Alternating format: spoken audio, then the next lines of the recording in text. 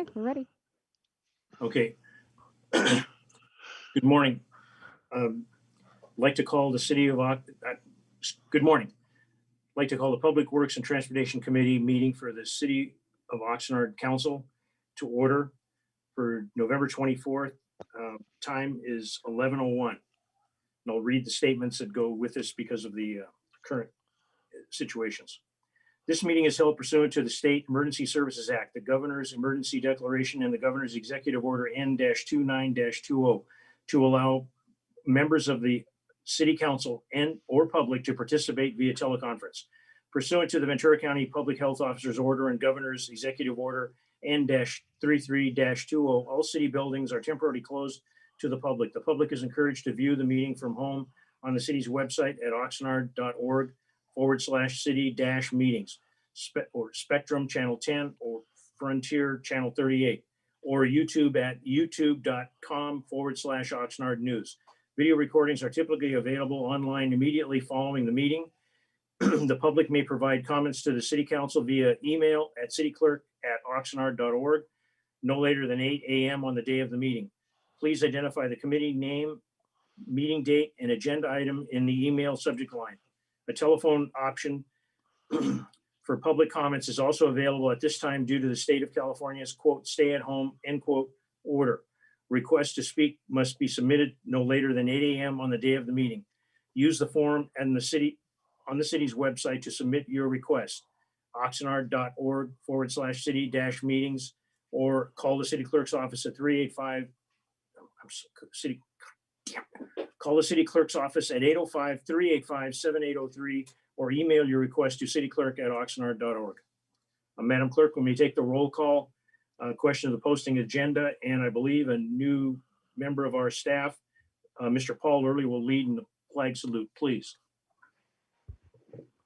Member Flynn is absent. He may be joining later. Member McDonald? Here. Chair Perrello? Here. Chair, we have a quorum, and the agenda for this meeting was posted in the City Hall kiosk on Wednesday, November 18th. And Mr. Early, will you lead us in the flag salute? And then Mr. Fisher will be making an announcement. Thank you, Chair. Please rise, face the flag. Ready, begin.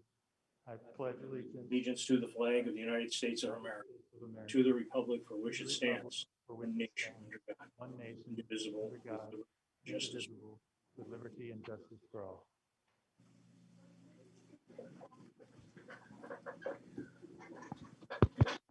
Mr. Fisher, the floor is yours.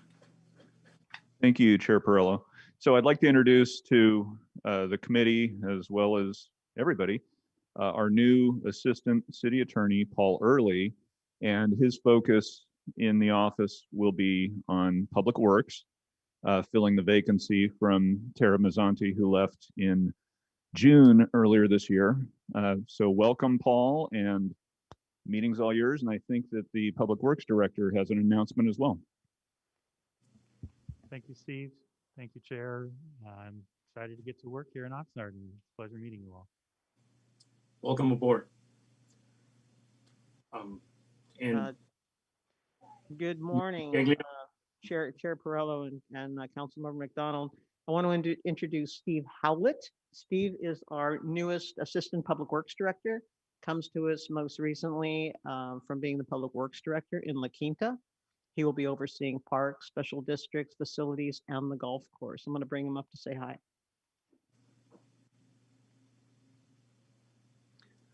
Hello, Chair Perrello and Member McDonald. I'm happy to be here and happy to be part of Oxnard. Thank you very much. I wish you the very best of luck moving forward, and welcome to the city. It's a heck of a good place to live and work. Thank you. Thank you.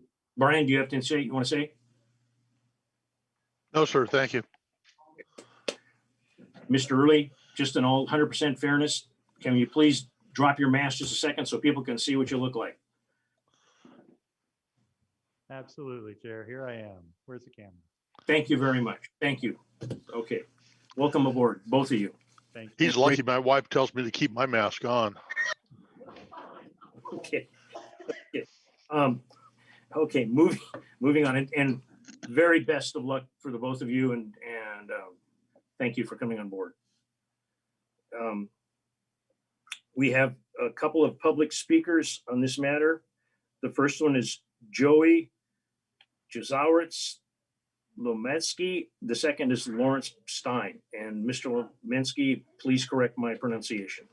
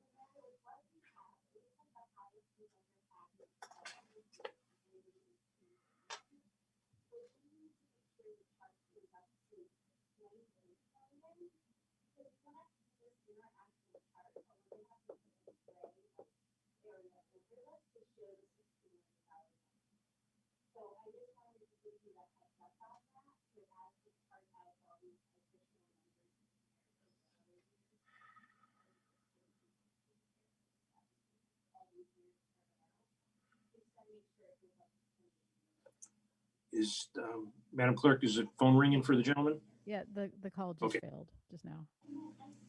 So I'll move on to the next one. Okay.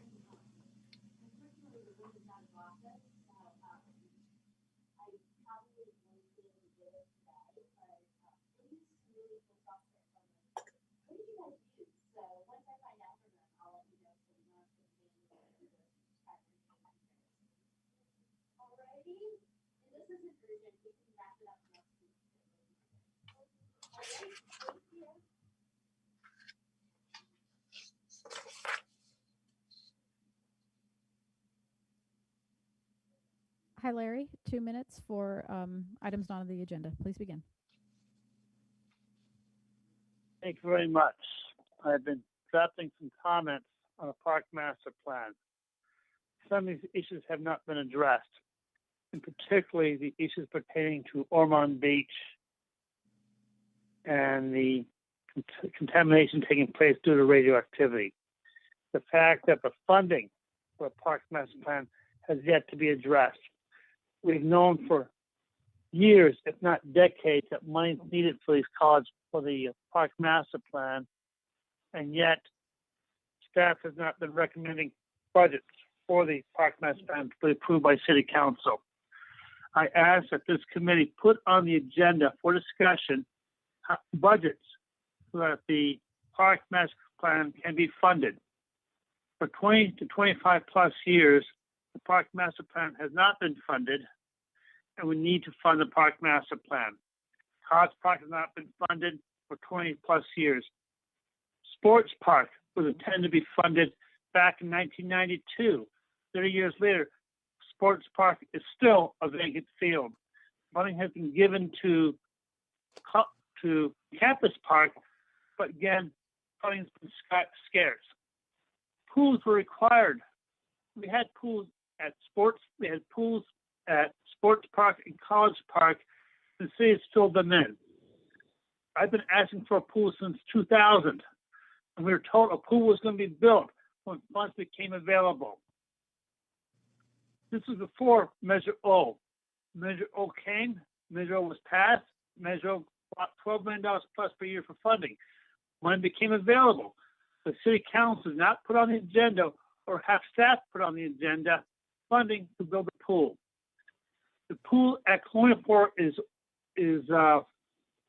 high demand and only limited for a number of hours during the summer. We need to have pools. We can build soccer fields, Time is up. we can build baseball fields, but we can't seem to build aquatic centers that were promised to the citizens Time's up. back in 2000. The issue you. of having Thank you, Mr. Stein. Thank you very much. The other individual will take a shot at calling him one more time, and if not, we'll call him at the end of the meeting. Okay. Just a clarification, City Manager, before we go further, Mr. Stein brought up some excellent points, but one point I'd like to clarify. he made a statement, pools are required. I don't recall that if it's actual fact, required. That would have taken a, Okay. Joey? Yes. Hi, you've got 2 minutes. Please begin. Okay, sorry, I'm watching it Before you live. start, could you turn your TV down in the background, please? I just did. My apologies. Okay. Okay, go ahead. Thank you. Hi, my name is, thank you very much for trying me again. My name is Joey Uhas-Lekumsky. I'm the executive director of Bike Ventura, which is a bicycle advocacy and education organization serving Ventura County. And I am calling to give general public comment to the Public Works and Transportation Committee because I recently read about the 4-year-old girl that was struck by a vehicle in a hit and run accident. And it's kind of just been the last straw for me as far as I just keep reading about these really bad traffic injuries and traffic fatalities involving cars hitting bicyclists or pedestrians in the city of Oxnard. Last year was particularly deadly in the city. And I think this needs to be called out and dealt with as though it is really a real crisis. I think that the current level of kind of things that Oxnard is doing to deal with this are just kind of inadequate up to this point. And I just hope that this can become a priority, that pedestrian and traffic safety can really become a priority for the city of Oxnard. I encourage the city to look into adopting or creating some sort of Vision Zero plan. Vision Zero is a national movement that kind of focuses on reducing traffic fatalities to zero. And I mean, last year that poor 8-year-old was struck, and this year there've been a couple bicyclists killed. These tend to disproportionately affect immigrants, people of color, frontline workers that are just biking to and from work in the pre-dawn hours or the late night hours because they have to go to work during this crisis. And the fact that they're getting, bearing the brunt of this is really unfair. So I'm just calling to make that public comment. I really encourage you all to think progressively, think forward, take bold action to make the streets in Oxnard safer for people that bike and walk. And also, when you do that, it benefits people. It makes it safer for people driving as well. So thank you very much. Of course, as an organization, I would also just want to offer our assistance and help in any way we can. Thank you. thank you very much. I need to say this. I appreciate the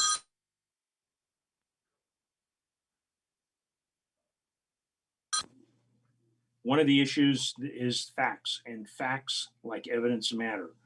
I think that if you'll look, one of the individuals that hit a young child was an unlicensed driver that somebody let her drive a car. The other one recently is a hit and run. I mean, with parents walking, all of them tragedies, but just the details matter. And again, your points are well taken. Thank you very much. Okay, enough of my soapbox. Moving on to consent agenda. We have on the consent agenda, we have approval of the minutes. The recommendation to the Public Works and Transportation Committee approve the minutes for November 10 regular meeting as presented. Do we have any questions, corrections, clarifications, or recommendations from the committee members? I have none, and if you don't have any, I'll move approval. I'll second. Roll call, please. Member McDonald, Yes. Chair Perrello. Yes, The motion carries 2-0. thank you. Moving on to reports. D1, Public Works Department. Subject, Public Works Department, additional full-time equivalent positions and position reclassifications. The recommendation that the Public Works and Transportation Committee recommend that the City Council, in order to meet staffing requirements for purposes including council-approved projects, regulatory compliance, improved customer service, and employee safety, number 1, adopt a resolution to amend resolution number 15357, authorizing an additional 23 full-time equivalent positions and reclassifying 8 full-time equivalent positions pursuant to Chapter 4 of the city's personnel rules and regulations. Number 2, adopt a resolution to amend resolution number 15358, authorizing and approving classification and salary schedules pursuant to Chapter 4 of the city personnel rules and regulations. And number 3, Authorize the city manager to approve a budget appropriations in the amount of $638,619 for fiscal year 2021 with an annual fiscal impact of $2,595,881 within the general fund, stormwater fund, landscape maintenance district fund, state gas tax fund, transportation development act fund, water operating fund, wastewater collection fund, wastewater treatment fund, and solid waste operating fund. The presenter, I believe, will be Ms. Rosemary Gaglione. Thank you, Chair Perello. Yes, I'm Rosemary Gaglione, and I'm your Public Works Director, and here to present to you the additional full-time equivalent position requests and also the position reclassification requests. Thank you for reading the very long recommendation. Public Works oversees various divisions. We have 3 utilities: water, wastewater, and environmental services, street maintenance services, facilities maintenance, fleet services, engineering, traffic maintenance, stormwater, administration, and special districts. We're requesting additional staff to assist in the following areas: to meet state water and wastewater regulations, to improve customer service levels in environmental resources, which have dropped due to an increase in call volumes, to maintain service levels while increasing the number of buildings that the maintenance division is responsible to take care of, to provide adequate construction inspection services while capital improvement projects are moving forward, to provide financial management support to special districts, and to improve communication and the sharing of information about public works projects and operations through the addition of a dedicated communications position. It's a little difficult to read, but the total is a request of 23 additional full-time equivalent positions, we'll call them FTEs, and 8 reclassifications of current FTEs. We'll go through them one at a time. In environmental resources, or ER, we currently have 173 FTEs. We are requesting the addition of 4 FTEs, 3 customer service representative 2s to handle increased call volume. We had complaints from the public that it sometimes took an hour or more for someone to call them back if the line was busy. So we had some of our managers make phone calls, and it turns out that we experienced the same thing that our customers were experiencing. So we pulled the call handling records, and we believe that we need these additional staff members to help meet customer demand. 80% of the calls that come into the call center are ER related. The other 20% can be other public works issues, or they might have nothing to do with public works. But then those folks need to find out who this call needs to be handled by and be able to either transfer the call or advise the customer. And then 1 account clerk 3 to assist with cash handling, reconciliations, internal controls, and monthly reporting. And this is a recommendation that came out of an internal audit on the cash handling practices of ER. Now, these positions would be funded from the Environmental Resources Fund. Water operations currently has 56 FTEs. We're requesting an additional 4 FTEs. 1 supervisory control and data acquisition, or SCADA program supervisor, to replace a consultant contract. This will be more cost effective than using a consultant, and we'll have that person at the ready. We recently had a breaker trip. Something happened in water, and it took a few hours for the consultant to be able to service us because there aren't enough of these consultants in the area, which meant we ended up pumping more groundwater than we normally would have. So then now we have to work it so we're balancing out over successive days to get the right blend, but to make sure that we bring our groundwater use back in line to where it needs to be. So having a person on staff would be very helpful. 1 electrician instrumentation technician to perform electrical maintenance. We share limited electrical staff between wastewater and water, and also with the AWPF. And so you're going to see that we need more electrician help. 1 senior water mechanic to perform maintenance. And we have the same situation where sometimes we have to share. They do, however, just so you know, they use completely different tools. Everything they work with is segregated according to state regulations. We also need a water conservation and outreach supervisor to assist in complying with water conservation regulations and outreach. So the state of California has always had a water shortage, but as the population grows, that gets worse and the regulations increase. And the good thing is that we are required to, and this allows us to help our customers to lower their water bills by finding ways in which they are unknowingly wasting water. But it does result in an increased workload. These positions will be funded from the Water Operations Fund. Recycled water, or our Advanced Water Purification Facility, the AWPF, currently has 4 FTEs. Remember, we currently do not operate 24/7, 365 days a year, so this has been okay. But as we move forward, we'll be awarding a contract for the construction of the Aquifer Storage and Recovery Project in January. And once that is constructed, the 24/7 operation will commence, beginning with monitoring. And then after that, once we have our permit, this plant, except for quarterly downtime for maintenance, will be a 24/7 operation. And per state regulations, we need to staff up.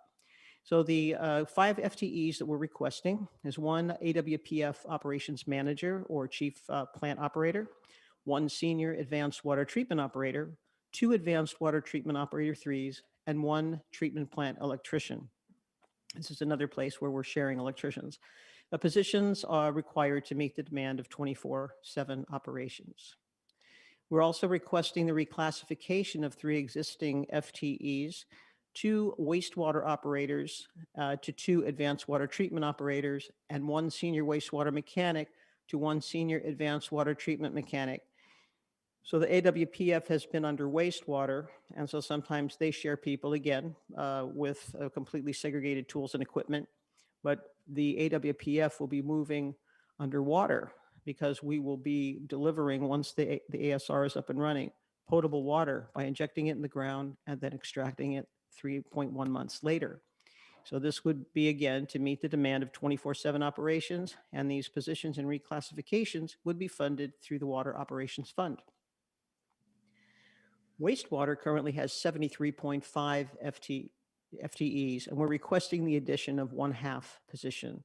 This 1/2 wastewater collections operator 1 would help maintain and clean sewer pipes. We're also requesting the reclassification of 3 existing FTEs, 1 source control inspector and 1 source control technician, to be reclassified to 2 wastewater environmental service specialists. Our new permit requires us to sometimes inspect facilities where we're receiving wastewater. And so there are a lot more responsibilities that we will have. And so that means that these positions need to be reclassified. Also, 1 data entry operator 1 to admin secretary 2. And the reason for this is this person is no longer just inputting information from paper timesheets into a system. They're doing a lot more work. And so we worked with HR to make sure that the position is commensurate with the work. Positions and reclassifications will be funded from the Wastewater Operations Fund. In engineering, we currently have 22 FTEs. We're requesting the addition of 2 FTEs, 1 senior construction inspector and 1 construction inspector 2.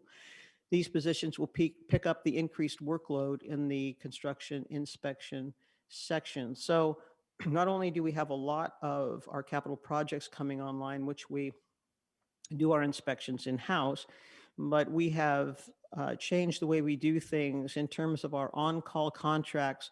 When something breaks at one of the utilities or there's a large maintenance effort to be done, we will issue a task order from an existing on-call contract. And in the past, operations personnel would oversee that work. We've changed that. We need our certified operators doing what they are paid to do and what they specialize in. And we need construction inspectors with their specialized knowledge to oversee these construction projects. The operations staff are happy about this because they don't have to worry about things that they're not necessarily the best at. That's not what they were hired to do. And we're happy because we're seeing greater efficiencies and some cost savings by having trained construction inspectors oversee these projects. These positions would be jointly funded through the Water, Wastewater, and Environmental Resources Operations Funds and charged back to capital projects as appropriate. Special Districts currently has 7 FTEs, and we're requesting the addition of 1. That would be a financial analyst to assist with managing and evaluating budgets, performing comprehensive analysis and financial studies. When Special Districts was housed in finance, they had finance people available to assist them. So they don't, we can assist them in admin, but admin already has a tremendous workload, and it's much cleaner from a cost segregation standpoint to have this person out there in special districts, totally working 100% on special districts. So the position would be funded from the special districts fund. The assessment is already enough to have this position, just requires approving it and appropriating the money. Facilities maintenance currently has 28 FTEs, and we're requesting addition of 4. 2 senior custodians to fill a gap in supervision. We have 11 custodians, we have 1 supervisor, and we have no seniors in there. So we need senior custodians so that we can have them oversee the work of the custodians and make sure everyone's doing what they should be doing, when they should be doing it, and doing it safely. And they also have the advantage of that mentorship and supervision so that they can get even better at what they do. Also, we're requesting 2 facilities maintenance worker 2s to assist with the additional workload due to the division adding 8 fire stations to our roster. In the past, the tradition was that the firefighters maintain the fire stations, painting, repairing doors, whatever it was that they could do, they did. They also would use contract help to oversee some of that work. The change that has been made is that the firefighters are going to be freed up to take care of those things only they can handle. And the amount of specialized equipment they have to maintain has increased quite a bit over the years. And let maintenance services take care of the buildings. We are also requesting the reclassification of 1 FTE, that is a senior facilities maintenance worker to a facilities maintenance supervisor, again, to fill a gap in supervision. So we have the facilities manager, and then we have a couple of seniors, and then maintenance workers. There's no supervisor in between, and the leads are not actually, or the seniors are not actually supervisors. So we do need that extra supervisor. There's no fiscal impact this fiscal year for these changes because we have a vacancy. And positions and reclassifications will be funded from the Facilities Maintenance Fund through the existing internal service fee structure, which is primarily funded by the general fund. It's a percentage of each department's funding source that comes into the internal service fund. Street maintenance currently has 17 full-time equivalents. We are requesting the reclassification of 1. That's an administrative secretary 3 to an administrative technician to, again, align the job description with the workload. Reclassification to be funded from the state gas tax fund. Public Works Administration currently has 15 FTEs. We are requesting 1/2 position, an account clerk 2, to assist with the day-to-day operations of the Oxnard Transportation Center, or the OTC. We have a lot going on out there. We have tenants, we have public restrooms, we have some vandalism to take care of, a lot of cleaning. So it really requires this position to help us stay on top of everything and to keep it in good shape and make sure that we are meeting the needs of our tenants and the customers of the railroad. The part-time position would be funded from the Transportation Development Act fund. Under the city manager's office, Public Works is requesting the addition of 1 full-time equivalent, 1 communications coordinator to assist with public outreach and the development of informational media and information materials. Hopefully you'll see better PowerPoint presentations with that help too. The position will be split by the general fund 10%, water fund 30%, wastewater 30%, and environmental resources fund 30%. So Katie Casey is absolutely amazing, and until we can clone her, we need extra help. She can't possibly cover all of the needs in the city, and there's so much going on in Public Works, and we've been really bad about getting the word out about contracts, paving when it gets done, when things start, the good news, like really publicizing when we had our emergency projects at the wastewater plant finished. Making sure that we stay on top of things if something comes up that may be of interest or concern to the public. And we do believe that whenever you build rapport and you increase transparency and you're just pouring out information, you also increase trust. So this position would be under Katie, will be overseen by the communications manager, but funded by Public Works. That would keep the messaging consistent, the style consistent, and everything else.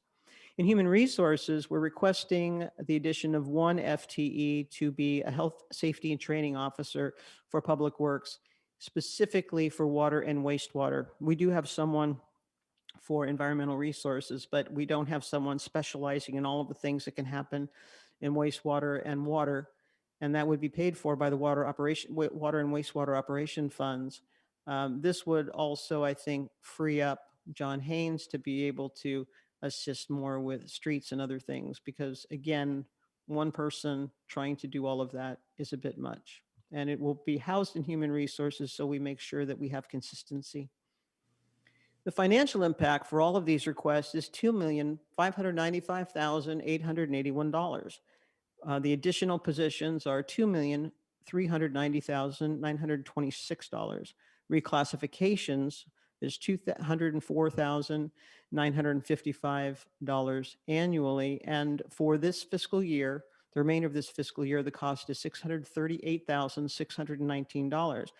Budget appropriations are required from the respective available fund balances. Anticipated effective date for recruitment and actual onboarding is April 1st of 2021. So we're not going to hire, we're not going to hire the operators for the AWPF before we feel that we need them. The effective date for the reclassifications would be January 1 of 2021. So as you look at the fiscal impact by funds, the pure general fund put on this is $7,000 a year. Although the facilities maintenance fund, the money does come from general fund budgets of other departments, and that's $241,479. The rest is all from special districts, the utilities, and TDA monies. And that concludes my presentation. I'm happy to take any questions. Thank you very much. Madam Clerk, I see no public comments. Has any come in? No. No. Committee members, do we have questions or? I just have some comments, and there Sure. was an email sent to you and I by Mr. Aragon, I believe, asking about funding and making an inference that this might come out of the new tax measure. So I'm glad to see that last slide in there where it identifies the burden to general fund, which is almost minimal compared to the other enterprise funds, and the special funds are going to take care of the lion's share of the supporting these positions. So that's good. And reading through the report, that was kind of my summation, but I wasn't sure. But that last slide really summed it up clearly. So thank you, Ms. Gaglione. I'm really glad to see us moving forward on the AWPF, the ASR, especially with the ASR. Sorry. Especially getting that ASR up and moving. And you know, I keep hearing from people of we're not getting any benefit out of that water. Well, you are getting a benefit out of that water, not directly. It's because we're taking potable water that was used for other things, returning it to the potable system and using this new water for those items. So that's a huge savings. And I can hardly wait till the day we are able to get to the point where we add 2 more skids to the AWPF plant and get it fully operational and running as a 24/7 facility. I mean, it's a huge boon to our system. So, and I have to absolutely support these recommendations. You know, and Public Works has been stretched a little thin, as have all departments within the city. And unfortunately, when you stretch your employees so thin, sometimes things slip through the cracks or we miss details that come back later to make us uncomfortable or have a negative physical impact on us, so on and so forth. It's all because of staffing. And, you know, we have excellent employees, but even the best employees, when they're overworked, sometimes miss things. So I think this is crucial for the survival of the organization, the improvement of the organization. So I support this. So thank you, Mr. Chair. Thank you. I also support this, but I have some questions. It is, and I echo your comments, you need to have the people to do the work, and things happen. We all can make mistakes. The positions that we have, and these are my questions. The positions that we have, and we're moving some people up in positions. Are there going to be requirements for more licensings by moving them up? And if there are, it's like a 2 or 3 part question. will there be more schooling required? And if there is more schooling required, is the city assisting with any costs incurred from more schooling, or was it an open spot for people to apply that already have, if there are new nice licenses needed, already have those licenses and certifications? Chair Perello, if someone wants to apply for any of these positions, if the license is required, we require that they have the license. We Okay. cannot hire them and then hope that they pass tests and get these licenses, and it's because of the state requirements. So we have to make sure all of the water and wastewater positions, we're heavily regulated on that, and we are moving people in the operators that we're moving over. We're moving wastewater plant operators who are assisting with the AWPF as it's been linked to the wastewater operation, and we're renaming what they do, and we're moving them over to water. So that doesn't require any additional classifications. And then in the reclassifications, the people in most cases are already doing the work. The requirements, the job duties have slowly increased or changed to the point where we needed to look at these positions and make sure that what the employee is doing is what their job classification says they're supposed to be doing. As to whether or not our environmental inspectors will have any additional training, Ken? No, they will not. So no new training is required. Okay, thank you very much. Just a couple of the slides. I mean,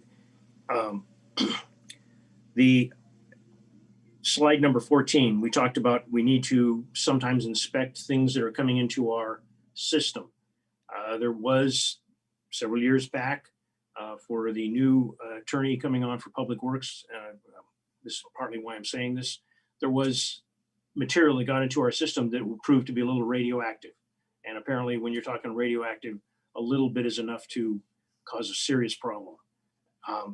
And with this new inspection, and if there's any problems with anybody putting something in our system, we need to find out ASAP, stop it, and take whatever actions are needed to do. With the extra inspectors, I know that our city has had some issues in the past, and sometimes there are situations where we don't have enough people to cover all the issues. And that appears to be what's happened in the past. Things have, as commonly said, fallen through the crack. I want to compliment my public works staff for double checking the complaints that the public had that it could not get through when they phoned in a complaint. And it always is a good idea to double check, cover your back, double check. And they did. And the public works director told us right here, they made the calls and found out the information was accurate. I also want to thank her for bringing up the point, and I hope she can get a little more clarity for the public, how we don't cross-contaminate tools that are used for water or wastewater or advanced treatment facility. I know at one time I wondered what's the big deal. A member in the water department made a very good point of telling me what the big deal was. Can you just open that up a little bit and explain to the public why someone may go, what the hell are we buying two sets of tools and one we paint red or how are we distinguishing so we don't have any issues? Because what happens if we do have an issue? Can you please help me out there, Mrs. Gaglione? Absolutely. It's a little bit the same as if you went to the dentist and the stuff that was used on somebody else gets used on you, right? Bingo. You don't want to take that chance. So in wastewater, we're all we're dealing with fecal matter, right? And that gets on the tools and that can get into things. And so we're taking apart pumps and things get dirty. And even though you think you've cleaned them up, there could be that little bit of bacteria remaining. So you don't want to go and bring that into the water treatment plant or the AWPF. You need to keep that separate so that there is no chance of any of that fecal bacteria or other things getting into the water supply. Because if it gets into a pump O-ring or a diaphragm, it gets on there, it's in the water. And so the state is very strict that the trucks, the toolboxes, the tools, all of that has to be segregated so that we can maintain that sanitary nature of our work. Thank you very much. I appreciate the clarity and the plain English the way you describe it. I really do appreciate that. Any further questions, Councilmember McDonald? No, sir, I'll move the recommended action. And I'll second it. So roll call, please. Member McDonald, Yes, Chair Perrello. Yes. And thank Motion you, to Ms. approve. Gagnon, Public Works, for the presentation. I beg your pardon. I cut you off. Apologize, City Clerk. No worries. The motion to approve carries 2-0. Thank you. The next item, Public Works Department, subject, agreement for landscape maintenance services for Westport Community Facilities District. The recommendation that the Public Works and Transportation Committee recommend that the City Council, number one, approve and authorize the mayor to execute agreement A-8244 and negotiated contract authorization with Garcia Landscape Maintenance Incorporated in the amount of $686,592 for a 3-year term ending December 31st, 2023 for landscape maintenance services for Westport CFD number 2. And number 2 item, authorize the city manager to approve the budget appropriations in the amount of $21,788 from available fund balance in the Westport CFD 2 fund number 175. And it appears Ms. Gaglione will be making this presentation also. Chair Perrello, Member McDonald, this is Jerry Cooper. Okay, project apologize, manager. Cooper. Thank you. No problem. Thank you for reading that, sorry, I'm going the wrong way. That recommendation for us, Chair Perrello. So Westport CFD 2 was created October 3rd, 2000 to pay for the ongoing maintenance of city property within Westport CFD Community Facilities District number 2 and any incidental costs associated with the development. On September 23rd, the purchasing division released a bid for landscape maintenance throughout the district, and bids were due on October 13th. We received 2 bids for the landscape maintenance, Garcia's Landscape Maintenance Incorporated and the groundskeeper. The total bids received from Garcia's was $25,040 for service levels A and B, and $30,660 for service levels A and B from the groundskeeper. Garcia's Landscape Maintenance was the lowest bidder on this project, just so the public knows, service level A for for Westport is staff on property 5 days a week, 8 a.m. to 5 p.m. roughly, and service level B would be on property every 2 weeks. So Westport and other CFDs traditionally have a level of service where they have staff on property for the duration of the week. The total cost for the 3-year agreement will be $686,592. The spending plan for the remaining 6 months of this fiscal year is $119,820 with a budget appropriation of $21,788. There is no impact to the general fund. All of the funding for Westport CFD 2 come from special assessments assessed on the property's tax bill. You can see the funding breakdown for the 4 fiscal years or 3-year term of the contract within this presentation. One thing to note, because of COVID, currently our restrooms throughout the city are closed. So we did include within the spending plan for the next 6 months restroom maintenance, but we don't anticipate using that until the county and state really give us proper guidance to reopen those restrooms in a safe manner. And then so it would be $88,440 for the landscape services for 6 months, the remaining 6 months of fiscal year 2021, the restroom maintenance at $16,380, and crew rental for replanting projects within the district. So currently within the contract, if there is plant mortality because of error by the contractor, that is included for replacement. But we do have a number of replanting projects we need to do within Westport to beef up and beautify from natural plant mortality. So we've added some additional funding in there to help assist with that. And with that, I will answer any questions. Thank you very much, Ms. Cooper. Madam Clerk, I see no public comments on this matter. Correct. Thank you. Councilmember McDonald, do you have any questions or No, concerns? sir, I'm good. Okay, a couple of questions. Ms. Cooper, thank you very much. A couple of points, and I really appreciate you bringing it up. The difference of the levels of service A and B, and you described one of them as the duration of the week. The week would be considered Monday through Friday? Correct. Thank you. And I really appreciate you explaining about the restrooms because I'm sure the other council members also have gotten concerns from a resident who's very concerned about the restroom at the Westport Park. And, he apparently looks out the window and sees things going on that they're not supposed to be going on. But we're waiting for directions from this and how to take care of that. And for lack of, I will ask and I will state and correct me if I'm wrong. I don't want to put somebody else on the spot. One of the reasons with this virus is for the public restrooms. If you have a public restroom and is used, somebody's got to clean it up within a specific period of time or number of people using it. And currently, we are not in a situation to be able to do that. Is that a correct reading of the situation on my part?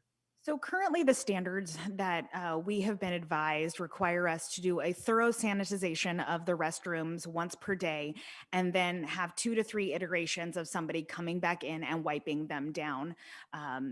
It's based on the estimates that we've received from outside contractors and staffing levels that we have, it's cost prohibitive to be able to do that. It isn't a good use of the public's money to be spending in excess of $25,000, $50,000 a month to clean a restroom. So especially with Westport specifically, the neighborhood surrounding, if you are utilizing that as your neighborhood park, ideally your home is in close proximity for you to be able to use the restroom. And you couldn't have said it any plainer or more clearly understood than that. And I appreciate Ms. Cooper, you saying that because ladies and gentlemen, in the situation we're in, common sense is supposed to matter. And unfortunately, common sense is not that common. But thank you very much. I support this. And do we have a recommendation? And I'll approve this. Beg your pardon. I will make the motion to approve this. I'll second it. Roll call, please. Member McDonald, Yes. Chair Perrello. Yes. The motion to approve carries 2-0. Thank you very much. And thank you for the presentation, Ms. Cooper. Moving on to item number 3. Item number 3, award agreement number A8248 to MIG Incorporated for landscape architectural and engineering design services for Campus Park Activation Project PW20-95. The recommendation that the Public Works and Transportation Committee recommend that the City Council award and authorize the mayor to execute agreement A-8248 with MIG Incorporated in an amount of $1,099,938.75 for landscape architect and engineering design services for the Campus Park Activation Project PW20-95, project number 215701. We're going to have Ms. Aronat make the presentation. Mr. Chair, before we start, a comment. Yes. We may be in a quandary here as I live about 7,500 feet from Campus Park. This may create a conflict for me. And without the mayor being here, we may not be able to take action. I would defer to the attorney to see what his take on that matter is. I don't foresee a problem with that based on what you're telling me and what I see on the agenda for this. Okay, because I just worried that if it's any kind of improvement to the park, and this potentially could be argued to be an improvement that would affect my property value, that might put me in a difficult position. And let me just interject, please, as the chair.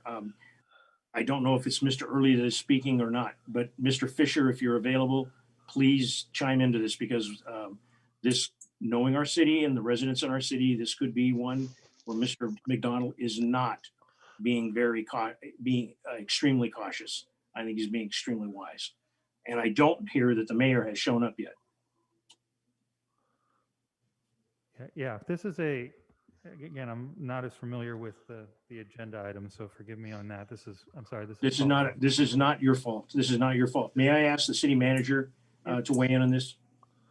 If I can just finish that, if it's what I just heard, that it is for an improvement to that park, and that park is within that 300-foot zone, yeah, I think you may have a financial interest there that could present a conflict.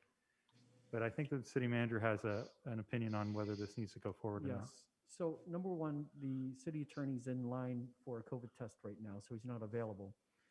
Okay. I believe what we should be able to do is go ahead and hear the item, and I would ask that we forward this to the council without a recommendation from the committee. Okay, how do you, that sounds reasonable if we take no action just other than forwarding. Mr. Chair, I'd rather not hear it, to be perfectly honest. And if we can just say that the committee was unable to hear it because of time constraints, it got moved straight to city council, I would not have any grief with that at all. Okay. That's fine. I will, in deference to my fellow committee member, I'll go along with his request. Is there anything that we need to do, Mr. City Manager, with regard to that? Just No, we'll just postpone it, convey or we'll just convey it properly in the minutes as to why we had this particular dilemma. okay, okay. And the plan will be that it comes back to another Public Works Committee, or it goes directly to council? Well, given that we're expending a grant here, I'd like to keep this moving, so I'd ask that we just bring it to the council, and we'll make it a presentation at the council versus a consent item. Okay, thank you. Thank you, and thank you, Councilmember McDonald. Thank you, Mr. Early, and thank you, Mr. Nguyen. In that case, we go to the next item on the agenda, which is items for future agendas. Do you have any, Mr. McDonald?